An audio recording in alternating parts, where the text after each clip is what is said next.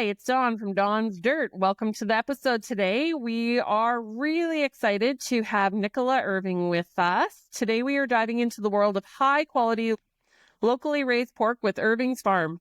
If you've ever tried Berkshire pork before, you're in for a real treat. This isn't your average grocery store meat. Irving's Farm has built a reputation for breeding heritage breed pigs with care, resulting in pork that's rich in flavor and unmatched in quality. We'll be talking about what makes their pork different, how they raise their pigs, and why sourcing meat from a local farm matters. Whether you're a foodie or a farmer or someone who wants to know more about where their food comes from, this conversation will be here for you.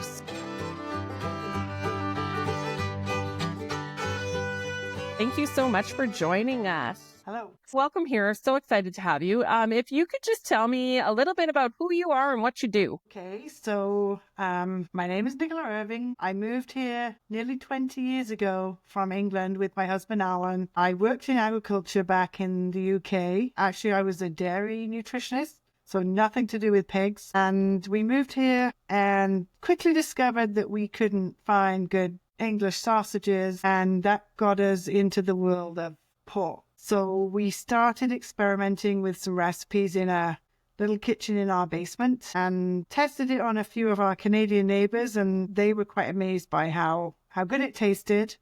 And so that got us into making pork products. And at the time, we didn't have pigs, but that is kind of a natural transition for us. So basically 20 years on, we run a meat processing facility right here on our farm. We have outdoor raised Berkshire pigs, come full circle from doing all the breeding to not doing the breeding ourselves right now. We can talk more about that later and why. But we do a grow finish operation. We do all of our own butchering. So we have control of the process right from beginning to end. I guess we sell into farmers markets and we do some retail, and into some restaurants. So all small independent places. We're not into your big chains or anything like that because we don't have any volume. But that's kind of where we are 20 years on. Yeah, I love it. I first met you, I can't remember. It was several years ago now. I think at the one market that burnt down. And I loved you and your husband because you guys are the farmers. You're the real deal. You're the ones raising the pigs and butchering the pigs and doing your pigs. And I'll be honest with you, I had your pork in my stores when I had my store locations, and I still have your pork in my freezer, and that's still what we eat. Like it's good, high quality pork. So thank you for being farmers. Really, that's what I want to say. First and foremost is thank you so much for being a farmer. If we don't have farmers, we don't have food. So really cool. Okay. So you shared a little bit about, you started off in the agriculture industry and then you wanted good pork. I remember the first time you brought some, I think they were blood sausages. Do you do blood sausages? Yes. Yeah, we do. That's a very British thing, and not something that I grew up eating, strangely enough, but it was customer pressure that got us into making a lot of the products that we make. We started with sausages, then English people would find us, not just English, actually, I shouldn't say that. Expats from all over the world. So anyone that's been exposed to any kind of British influence, come looking for the kind of bacon that we make and then certain products. And so people would come, when can you make what they call proper bacon? So not Canadian strip bacon. We do make a lot of that too here. But funnily enough, in the UK, the only reason we use that bacon is to put over our turkey at Christmas time to stop it from drying out. Do you remember the toilet paper wars of 2020? Are you worried about being prepared in an emergency? Are you tired of being a slave to the corporations we purchase from? It's time to take control. Become ungovernable. Take your food system into your own hands. Hi, I'm Dawn, a coach dedicated to helping you live like grandma used to. Self-reliant, resourceful, and prepared. Whether it's raising chickens, growing a garden, canning your own food, or even milking a cow, I'll teach you how to thrive and survive in the space you have, big or small.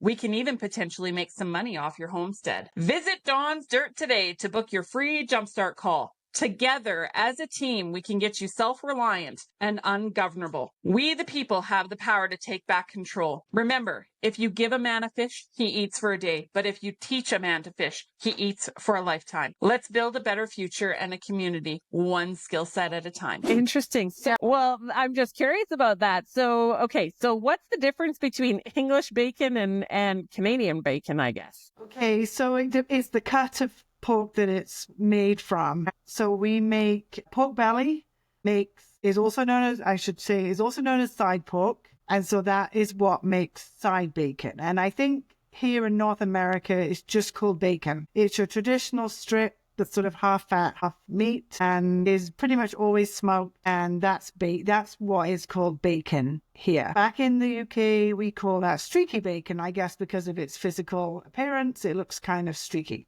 British style bacon is made from the loin of the pig, so the same cut of meat that you get pork chops from. It's cured, some is dry cured, some is cured with a brine, but regardless of the curing method, it is like a really, really thin slice of pork chop, but it is being cured, so it's bacon. So it has that salty taste, it has that sort of pinkish color that you recognize with bacon. That's the cure that does that, and gives it its characteristic flavor. And in the UK, a lot of people, we're not used to having heavily smoked products or any smoke. So what we call the British style back bacon is an unsmoked back bacon, and we do a smoked version too. And I think that's why here, when people talk about Canadian, there's bacon and then there's Canadian bacon, and often it's associated with female bacon from out east that has the cornmeal coating around the outside. And so that's also made from the loin. It's a very similar product, but it's nearly always smoked, and the smoking is the difference. I think we would call British products, UK products, unsmoked, and North American stuff is heavily smoked. Hey, Yeah. Fascinating. All these pork things. I love it. Okay, so what separates your pork? So you raise Berkshire pigs. What separates your pork from, anything you'd find in a grocery store? What's so different about your pork? I think there are two aspects to look at that makes it different. Number one is the breed.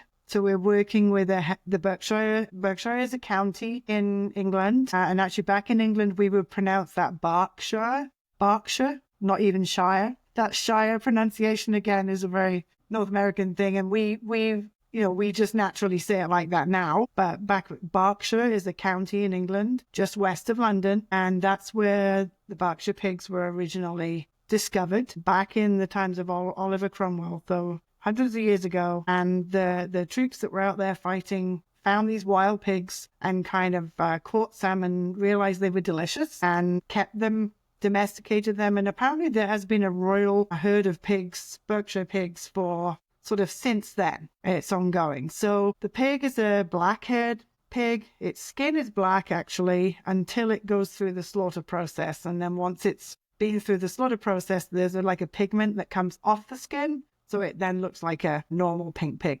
But what is different about that breed is that it's like heavily marbled. So there is fat layered between the meat protein that makes it like fat is where all the flavor is in meat. And I think this is why there's a big difference between what we do and commercial meat. So I'm going to flip over now to commercial meat and why that is then different to the Berkshire pork. So in, the last few decades, we were all told that fat was bad for us, and animal fat especially, and fat makes you fat, fat's unhealthy, all those kind of things. And so what has happened is that farmers, so not small farmers like me necessarily, but big commercial farmers, and they're the ones that feed the world. Let's make it clear, I'm never going to feed the world, but big commercial farmers, they are responding to what consumers are asking for, and what they want is leaner, they want cheaper meat. And so all they've done is bred these animals. So they select the ones that they do a lot of testing. They measure depth of fat in the back. So between the skin and like where your ribs are, I guess, they measure the amount of fat that they have. And as they're breeding, they're selecting for leaner and leaner pigs. It's like genetic modification, but it's not done in a lab. It's natural. Genetic modification is a very natural thing. And this is basically selecting those genes to give you what you want in an animal. Modern day pork is they've bred all of the fat out of it. So it's lean. But what they've also done, as they've done that, is they bred out, you don't have any fat, you lose your flavor, and you lose your moisture. And so pork very much sort of went out of favor because people would buy grocery store pork chops and they would cook them up. First of all, they're overcooking them, but they're cooking them up and there's no fat in there and they just dry up and it's pale and it's like having a piece of cardboard, right? It's just like chewy and tasteless and dry and nobody wants to eat that. And their pork went out of favor. And it's kind of sad really because it's not the pig's fault. It's what consumers have been asking for.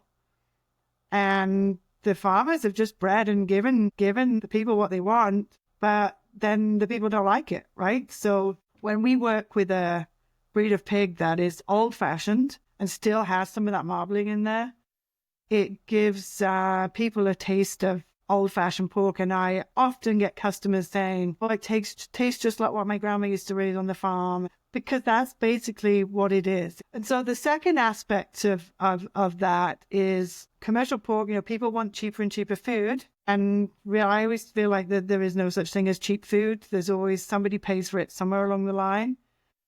And so, again, along with the breeding, they bred these pigs to grow faster. They're growing leaner, but they're also growing faster. They are using a smaller amount of feed to get to a weight where they can be butchered. So that's efficiency.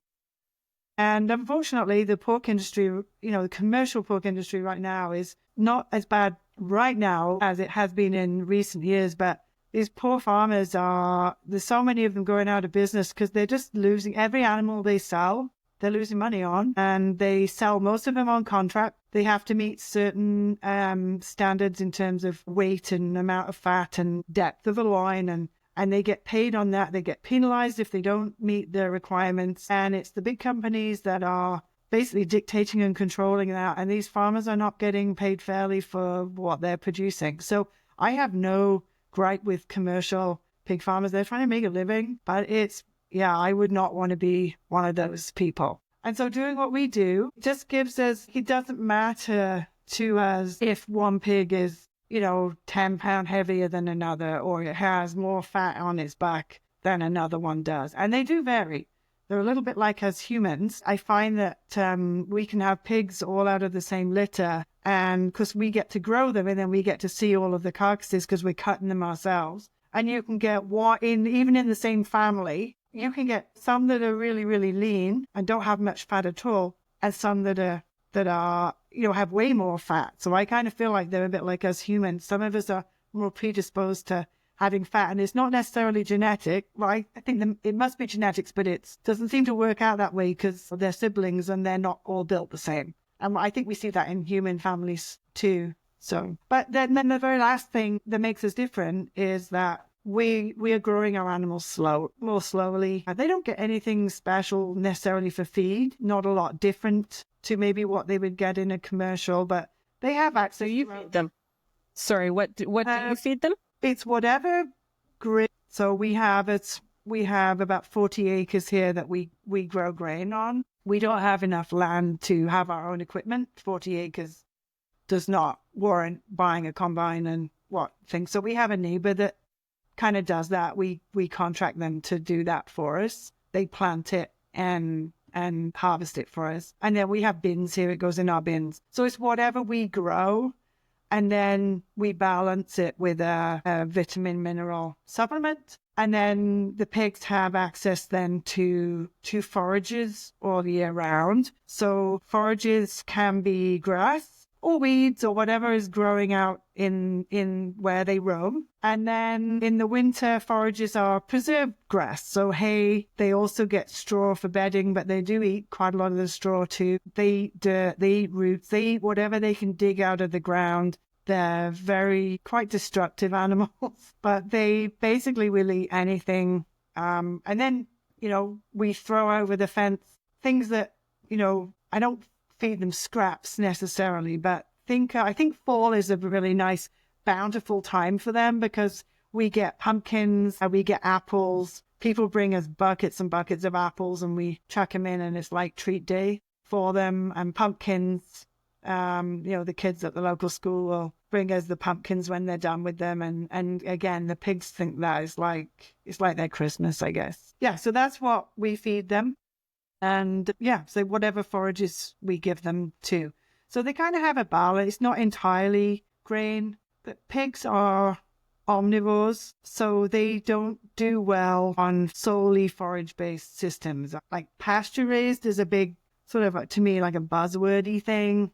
And I can see, if you have a ruminant animal, so an animal that is designed to digest forages, they do really well on pasture only. But pigs are not, they're more like us. We make them vegetarian, I guess, because we don't feed them any meat products, but they need that balanced diet of, of grains and vegetables and whatever else, the forages that we give them. And they just take longer to grow.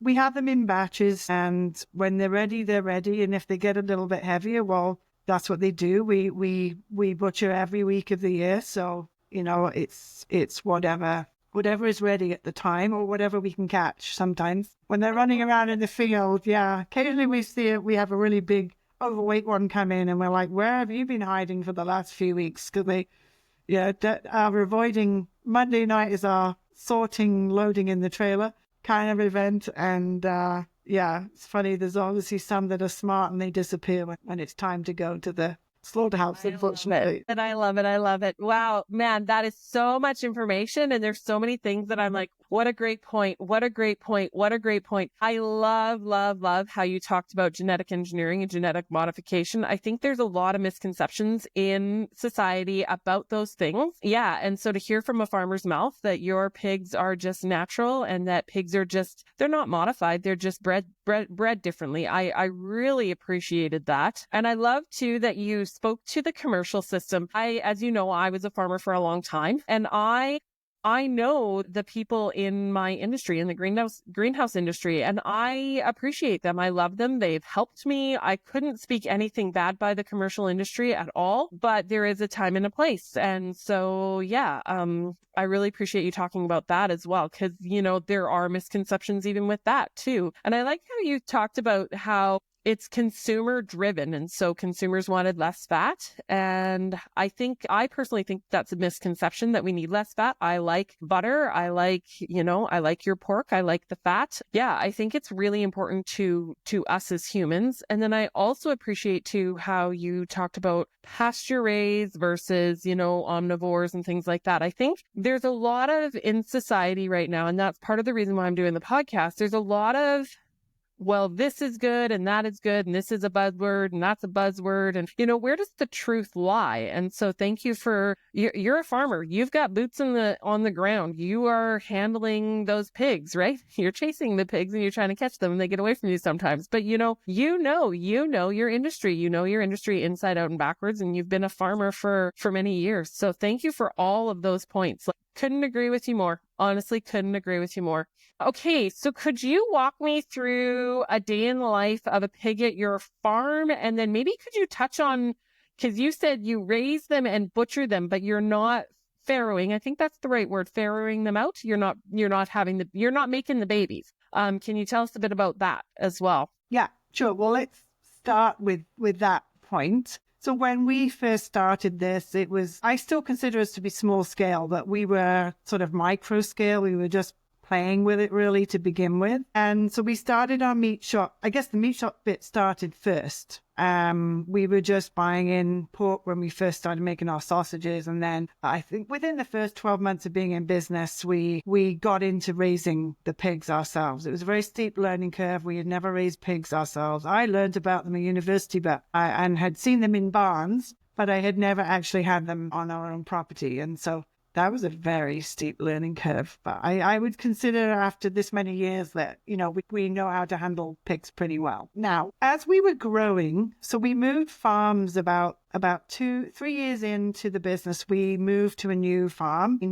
Our kids' school was closing and we needed more land and we couldn't buy more land. And so we started looking around and we were up north of Edmonton in a little place called Vimy.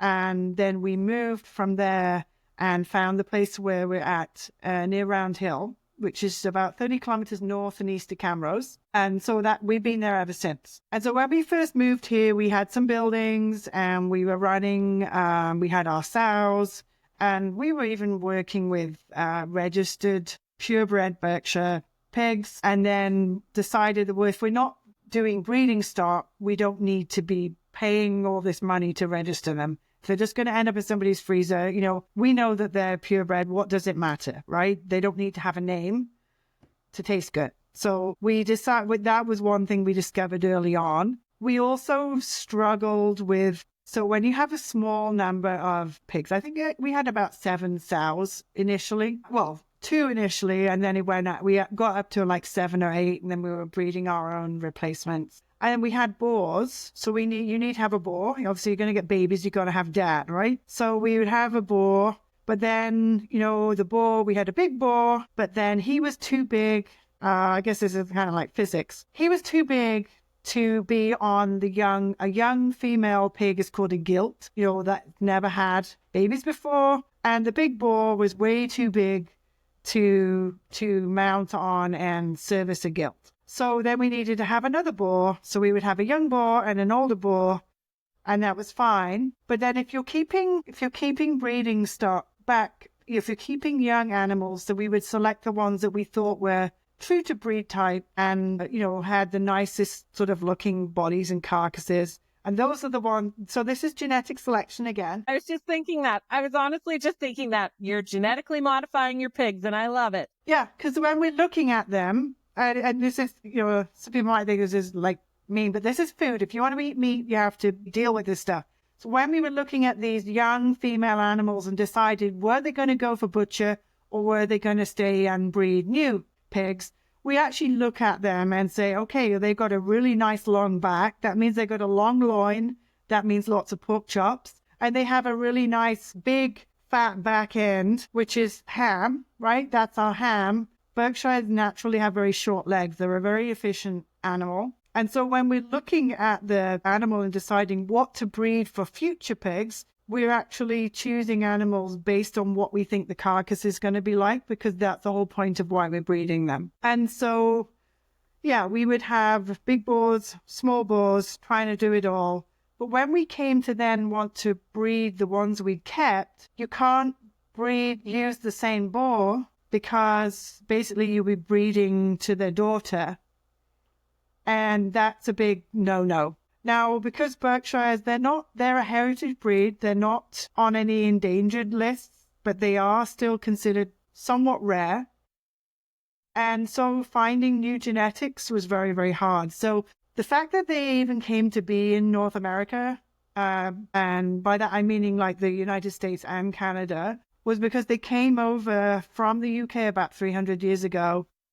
And there's very limited bloodlines. There's more bloodlines back in the UK. It's very limited here. And so we really struggled. We managed to get a couple of new bloodlines in, but it's very limited when you're breeding. Like, how do you keep doing it and not breeding back to the same bloodlines? Because that just creates problems and you need to keep it fresh. And around about the same time, we were running the meat shop. We were doing everything. So we had young piglets, whatever. Our days were so ridiculously long because we would work, say I had a sow, so a mum pig or a gilt, farrowing. So farrowing is the name for describing them giving birth. Sometimes you got to, that's a very critical point. If you don't get those piglets out alive, that's all your future profit gone down the drain. So I spent hours sitting in the pens with our sows and just watching, and they pop a piglet out about between 10 and 20 minutes. And, they might have 7 or 8, they might have 14. You don't know exactly.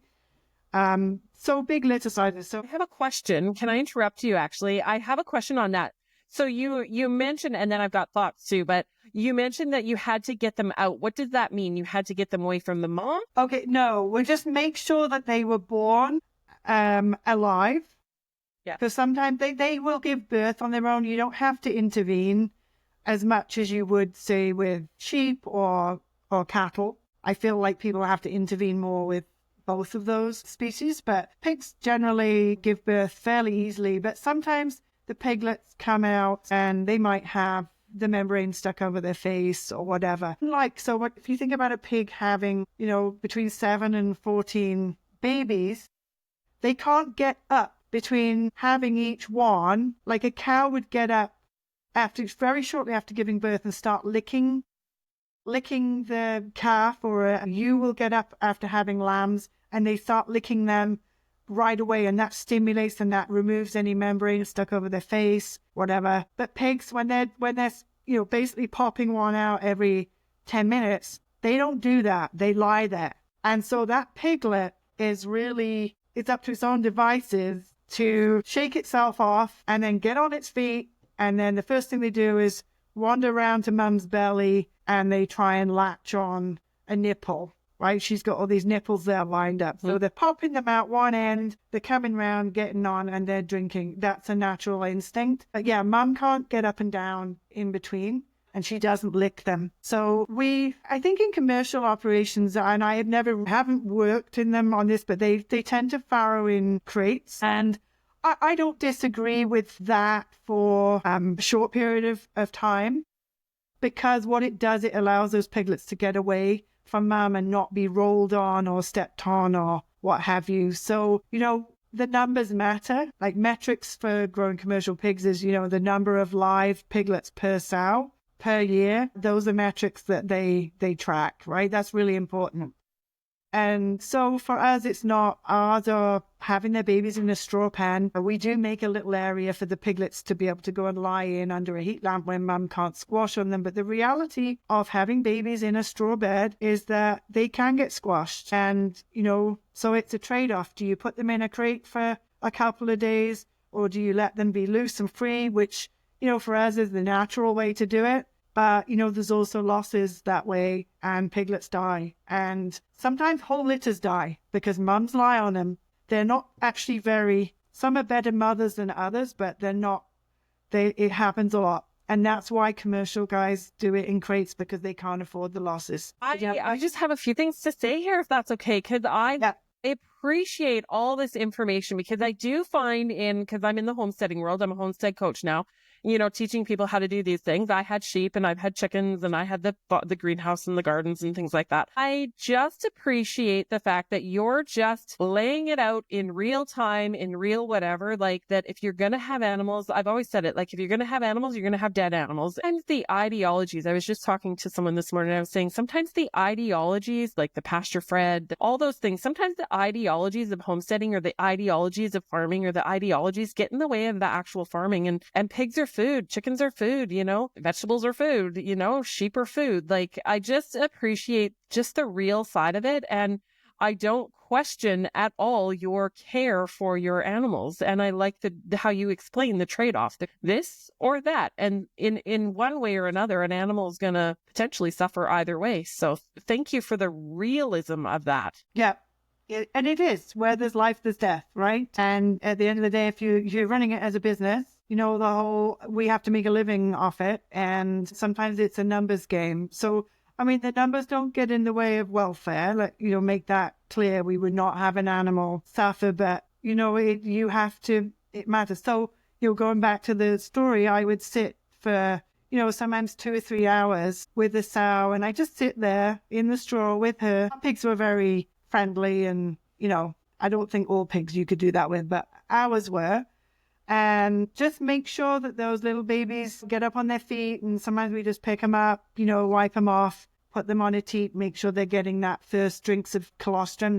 That's where all the antibodies are. That's going to keep them alive in the next few days. They need that, right? So, and that's how we would do it. And then we had the meat shop business and a life and kids, right? So we're trying to do this whole family thing. But we'd finish up in the barn, doing these things, making sure our babies are fine, everybody's fed and watered and got bedding and clean and babies are safe. And then I got to go and start packing sausage or doing this, that, and the other. And the days were ridiculous. And we had to make some decisions back. Our business was growing and we needed to make some decisions about something has to give. We got to give something up. And so do we give up the meat processing side of it and let a butcher do it? Somebody else do that for us. And I think for us, that was a bit of a no-brainer because we had already started establishing a market for people. So we'd already decided that everything we were going to make was gluten friendly. We wanted British style things. We have some really great little abattoirs around here, but they all make the same kind of products and they use premixes for their spices. And we'd already decided we were doing a gluten-free product. We were doing low sodium product. We wanted to control those aspects. And we wanted to do sort of custom cutting and things like that. And if we outsource that to somebody else, it wasn't going to happen. We can't guarantee a gluten-free product when it's made in a facility with other gluten-containing ingredients. And then we looked at the pig side and said, what would it take to expand that? Could we expand it and hire somebody to help with the work? But really the buildings that we had, we'd have had to invest a lot of money to expand that operation. And it really wasn't making enough money to pay somebody else to do it. I think farming rarely is like that. Like if you don't do it yourself, not that we're free by any means, but we're willing to put in the hours. And my husband, Alan, often jokes about, because we just take a salary. He said, oh my God, if we ever worked our hourly wage, it would be nobody would do the job. Nobody would work. I just have to speak to that point because, as you know, I was a farmer too. Like I grew vegetables for people. And sometimes I would leave the farm and I'd say to my staff, I don't know if it was rude or whatever, but I'd say, I'm off to earn your wage today because I was working like insane hours for, maybe $3 an hour. And I just, on my podcast last week or a couple weeks ago, or the episode came out last week, I interviewed some young men and then we just crunched some numbers on it and they were talking about their beef and they were just getting into beef and we did some numbers and they were working for $7 an hour at 20 years old. They were working for $7 an hour. So again, like to hear it over and over and over that farmers just basically sacrifice themselves to put food on other people's tables. So thank you for being a farmer. Yeah, no, thank you. Yeah. Some people call it living the dream. I don't know. It's a lifestyle choice. There's got to be other things that make it worthwhile. And, it's not all about the money for sure. But yeah, we still have our bills to pay. We still have a mortgage to pay. We still have to put food on our table, all those things. So it's not like, we have a free lifestyle. But I think sometimes, people look at farmers and they have no idea, like the debt that farmers carry. Yeah, they have land and they might drive trucks and they might do this, that, and the other. But, the blood, sweat, and tears that got there and the sleepless nights from, worrying about, how they're going to pay their bills.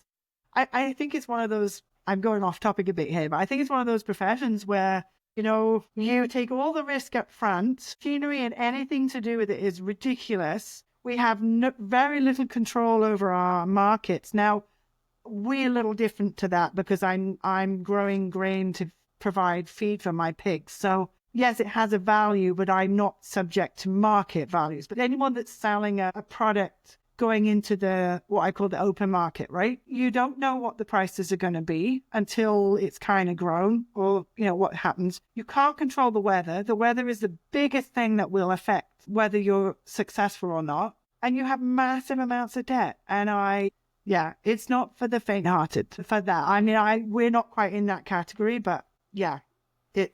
Hey, as you're speaking here, I'm welling up with tears because as you know, I sold my farm just over a year ago. And when I sold, I was just shy of $1 million in debt and I sold my farm for just over $1 million. And you know what? The thing is, I miss it. I would go back and do it again in a heartbeat because I loved it. And, I don't know if you can see my hat, but it says it's in my blood. And that's just it. Once you're a farmer, that's just who you are. It's your whole identity. And so, I hear you. And the stress, hey, I I would lose my speech. I don't know if you ever talked to me at any point where I was stuttering and slurring my words, but that was stress. And again, here I am a year later. I don't have debt right now, but I'd go back to that stress and I'd go back to that debt in a heartbeat if it meant that I could farm. Yeah.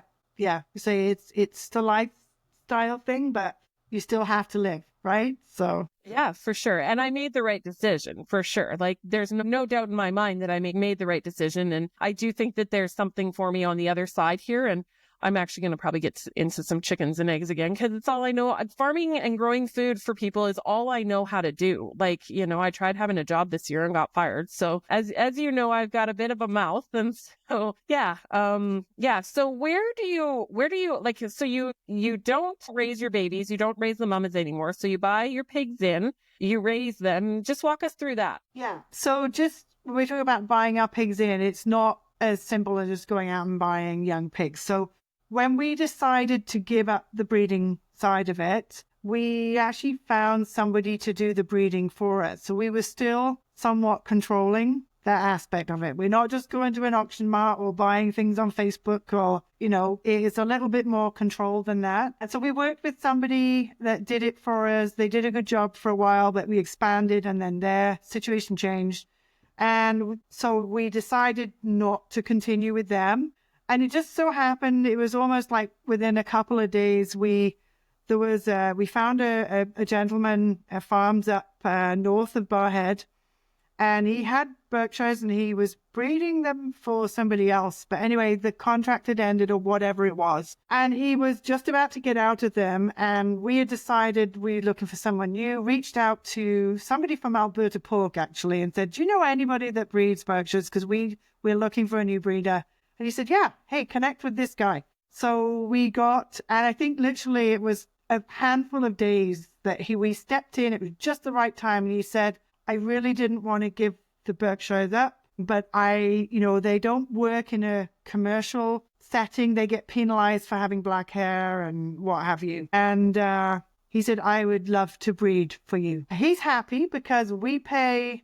Obviously, the Berkshire is a little bit slower growing. We pay him more than he would get putting them through a commercial stream. He breeds them how we want them. And actually, he's a genetics guy too. He helped us get some new blood in there. So it took a long while, but he imported Berkshire semen from Ireland.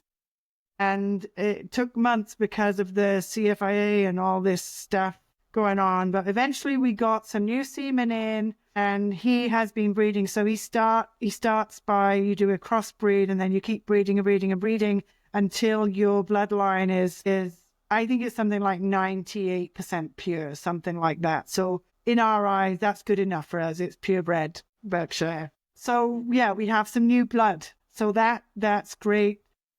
He does farrow in so that's the pigs give birth in a conventional barn, they're inside. Again, we talked about there's some reasons for that. But the other thing is we need a supply of pigs all year round because we're selling pork all year round. We're not seasonal. It is not fair to do an outdoor system for us and having pigs, say like the weather we just had the last 2 weeks. I'm having babies in that weather. Like that's not, I think that is I don't say cruel, but I think there are better ways to do it. And so for us, this is the perfect solution because these babies are born in a warm environment. They're very well cared for.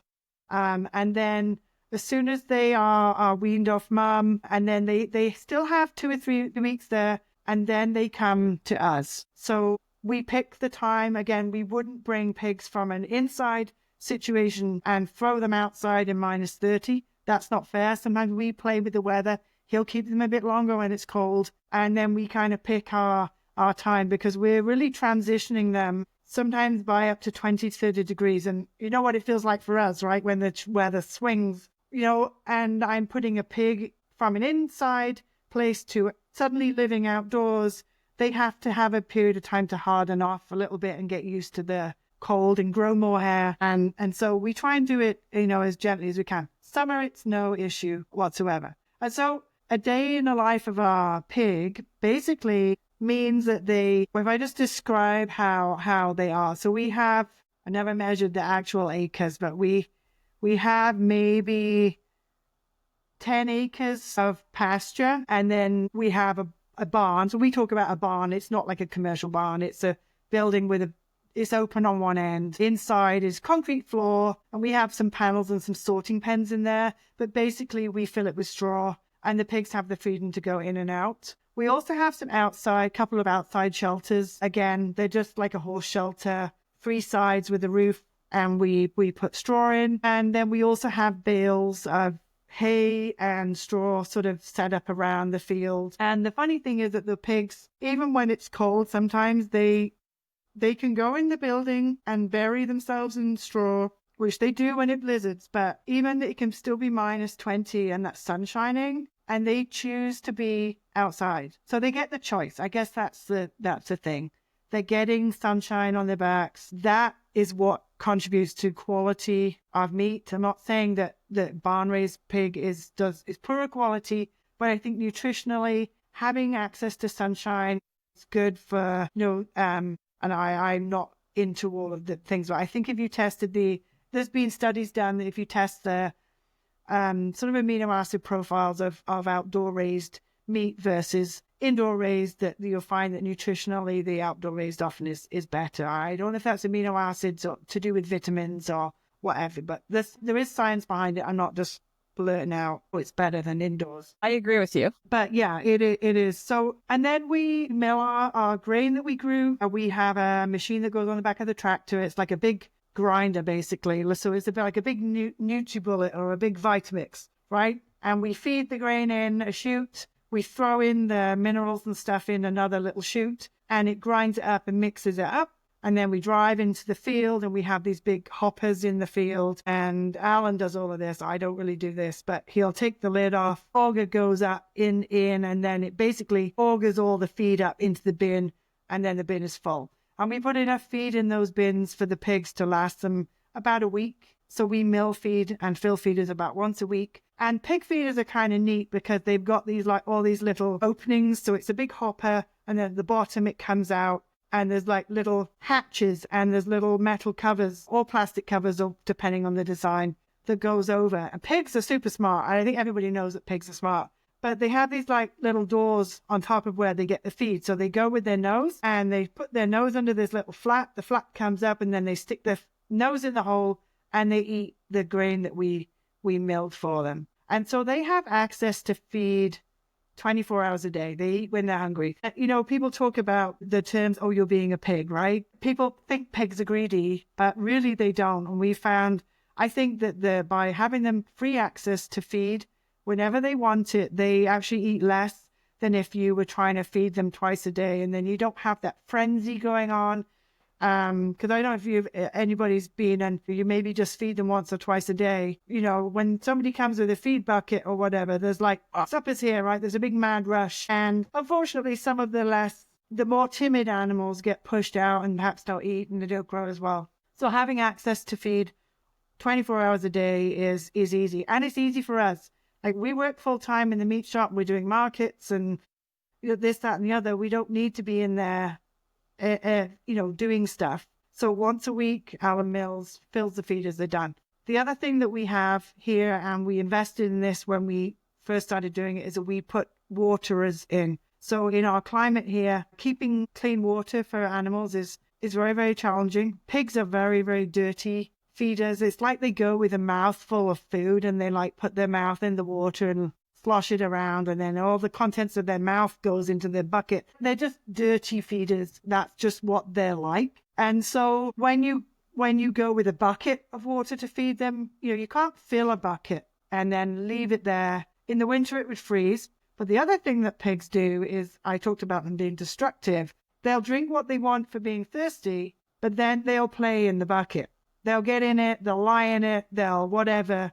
So we use these big heavy rubber tubs that don't break and crack, but they lie in it or they tip it out. They like to make wallows and things like that. So pigs don't ever keep water. You can't give them a water supply and they keep it there. So by using pig-specific waterers, again, they come with little lids on them, and the pigs go with their noses, lift it up, drink. It still gets dirty, but we flush them out probably once a week. But it's always slightly warm in the winter. They're not dealing with cold. They can eat snow, but, that doesn't help their welfare. They'll get the water that they need, but their bodies will be colder, right? If they can drink very slightly warm water, it keeps their body temperature higher. They will convert their food into meat more efficiently. So it's a win-win for us to have water. And they have access 24 hours a day. Again, there's no feeding frenzy. There's no watering frenzy. They're just generally happier. Their life revolves around eating, drinking, rooting around in the dirt, because that's what pigs do really good. Playing, they're very playful. They're a bit like, puppies, and in that respect, they're kind of young animals. They're very playful. They play with each other. They play with whatever they find. And then they laze in the sun. That's really our goal, is to have a stress-free life. So minimize stress. Pig meat quality declines very rapidly when animals are stressed. And I think that's why sometimes commercial pork, I'm not saying that all commercial pigs create a stress-free environment, but sometimes just being isolated, or not isolated, but like confined and not having fresh air and not having that sunshine. I'm not saying that they do have clean air, but again, they're not able to just make those choices for themselves about where they spend their time. Yeah. I could sit here and listen to you for hours. This is like such good information, honestly. And I just hope listeners hear like the reality of it and the choices that you make and reasons you make them. I absolutely love that you are working with another small farmer. Small farmers need to work with small farmers. I think that's really important. Yeah, just to protect the small farming industry. I think that's amazing. So yeah, I can't thank you enough for being a farmer. Just in the last few minutes here, so you make your sausages and you make all the, I've had all your products, maybe not the blood sausage, I'm sorry, but I've had all the rest of them. So you make all these things, and you've mentioned farmers markets. So can you tell us about what that looks like and where you sell and things like that? For sure. Again, as the years have gone by, we've tried multiple different ways of selling. When we first started doing this, we really used farmers markets as a testing ground. We thought, oh yeah, well, test it, get our name out there a little bit, and then we'll sell into like some of the big grocery stores, right? And it became apparent after a while that was not the route that we wanted to go. And so we have made an intentional effort to it's not entirely at farmers market. I think 60% of our revenue comes from selling at farmers markets. So, and we've tried big ones, small ones, whatever, over the years.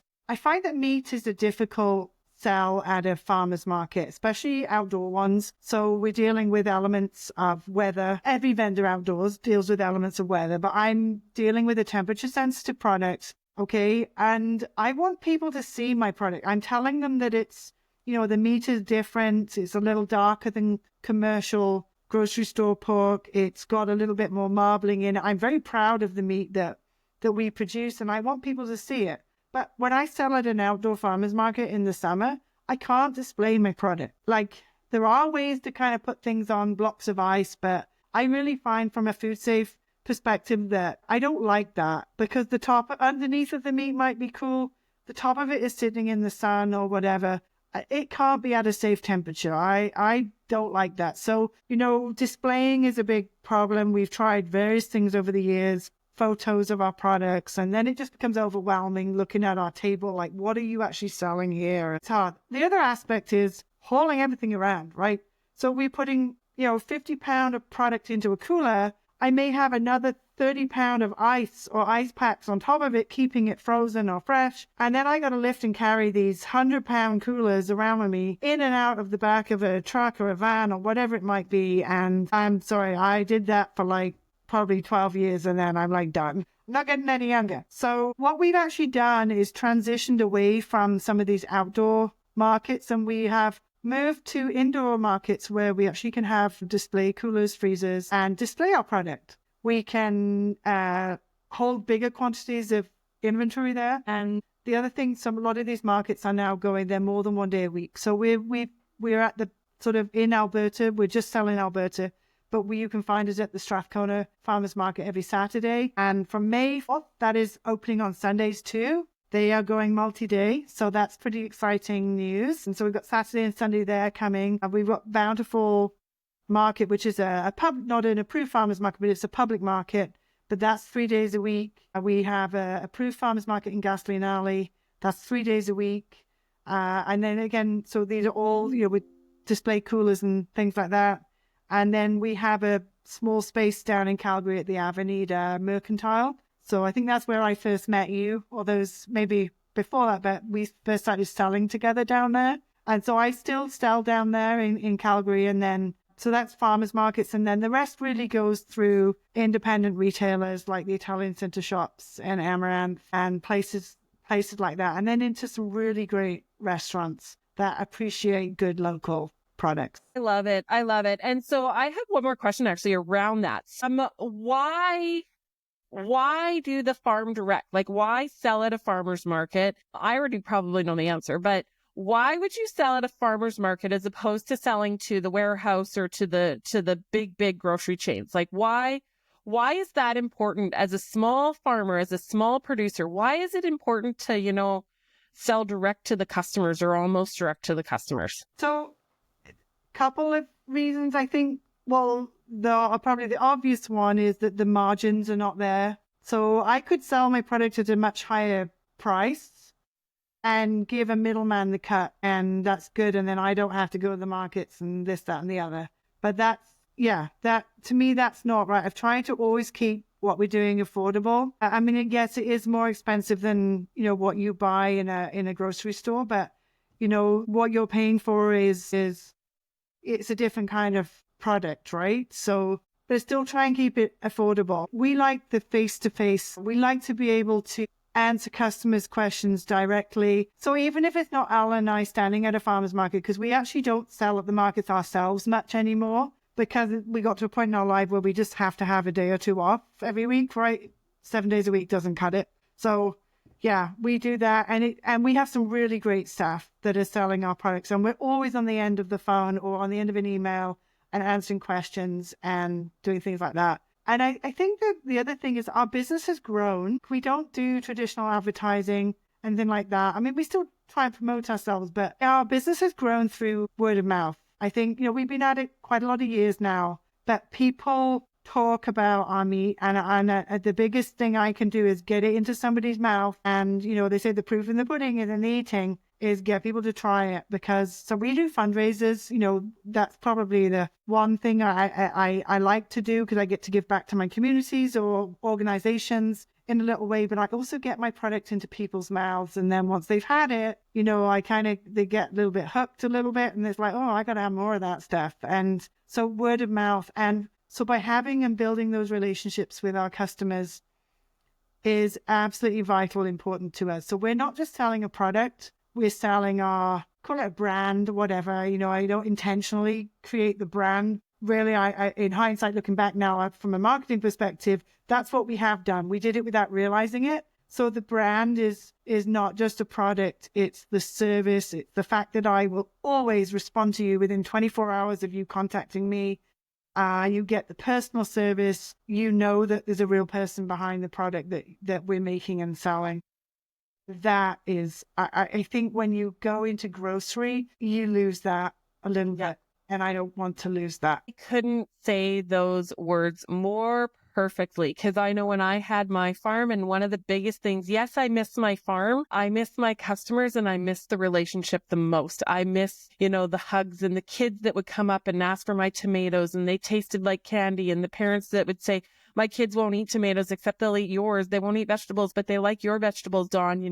I just miss the relationship. And I think that's what's so important about farm to table is the community and the relationship and knowing where your food comes from. So I am a huge supporter of your farm, a huge fan of yours and your husband's, and I love what you're doing. And yeah, no farmers, no food. I couldn't thank you enough. So can I just share a teeny little story with you? And this happened, it wasn't this Christmas, it was Christmas before. Alan is often at the Strathcona market, and he had a customer comes up with the daughter. I think she's about 7 years old, and he said, hey, how was Christmas? She said, it was awful, Alan. And he said, why? What on earth? He said, Mum bought store-bought bacon. and it just ruined my Christmas. And so there's a kid, Mom was like, I dare, and if I don't buy your beacon, I'm in big trouble. The kids are speaking. It's not, that of all the things that could have gone wrong, not having our beacon ruined her Christmas. So yeah. I love that, sir.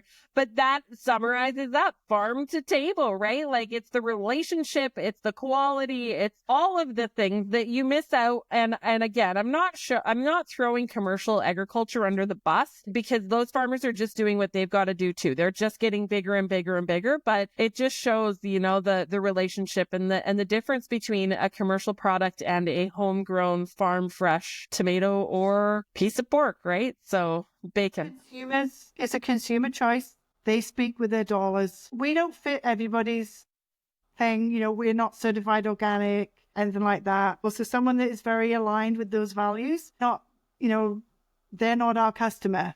So I'd say to anybody that's going out there that's not sure, go on, speak to the farmers, ask them questions, find out who your farmer is and align with them. We used to feel like we had to fit everybody's needs. And over the years, we're just like, we know who our customer is and what their values are. And it's it's their choice to make. I can't make people buy my product, right? They have to want to buy it. For sure. And, I had the same thing too. I wasn't organic. Customers would just ask me the questions. And I always say to them, it's my job to tell you the truth and your job to make informed decisions. And so, as consumers, if you're listening to this, you can ask them questions. Who grew it? Where did it come from? How was it raised? When was it grown? When was it picked? When was it butchered? All the questions. Just ask lots and lots of questions when you go to a farmer's market about what you're getting, and talk right to that farmer and, look for the pictures. I'm sure I haven't been on your website lately, but I know you've got pictures of your pork there. You've got pictures of all the process on there, and it's just getting the information and getting the right information and getting, being truthful. And that's at the end of the day, that's all you can do. So love it. Okay. So you mentioned a few places you can buy your pork. Any last final thoughts? I just wanted to thank you for having me on to share our story, I guess. It's always good, to be able to let people know what we're doing, things like that. I think I already kind of said it, consumers will speak with their dollars and buy the things that align most with their values. That's really all I would really want to reiterate is that doesn't matter where it is, there'll be your farmer out there somewhere, and let's just keep it as local as we can, or Alberta as we can. And if we can't do Alberta, as Canadian as we can, right? We've got some trying times possibly ahead of us. So there's nowhere better than a good farmers market to go and truly support Alberta, or even Canada. For sure. Absolutely. And at a farmer's market, for sure, try and get to know your farmer and who grew it, where it came from, and when it was picked, and how was it grown. Yeah, absolutely. Well, thank you so much for your time today. Really appreciate it. Love what you do. Love that you're in agriculture. Love that you're a farmer. And yeah, thank you so very, very, very much for being on the show today. I love this episode. Yeah, awesome. Thank you for having me. Thank you.